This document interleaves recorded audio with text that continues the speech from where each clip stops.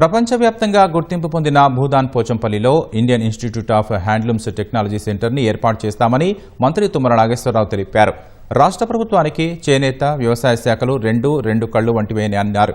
యాదాద్రి భువనగిరి జిల్లా Bhoodan పోచంపల్లిలో Pochampally urban bank నూతన భవనాన్ని మంత్రి తుమ్మల నాగేశ్వరరావు ప్రారంభించారు. అనంతరం చేనేత సదస్సులో పాల్గొన్నారు. రైతులకు రుణమాఫీ చేసినట్లు నేతన్నలకు కూడా రుణమాఫీ చేస్తున్నామన్నారు. ఇప్పుడు రైతన్నలకి సుమారు ఈ ఒక్క సంవత్సరంలోనే 35,000 కోట్లు నేరుగా ఖాతాల్లోకి పంపించాం. ఇంకొక 10,000 కోట్ల రూపాయలు ఇవ్వాల్సినటువంటి అవసరం ఉంది. నేతన్నలు కూడా రైతన్నలకి మీరు రుణమాఫీ చేశారు, మాకు చేయరా అని చెప్పి ఆ మహానుభావుడు లక్ష్మణ్ బాపూజీ గారి జన్మదిన సందర్భంగా ఆ రోజు ముఖ్యమంత్రి గారు వేదిక మీదనే 33 కోట్లు రిలీజ్ చేశారు.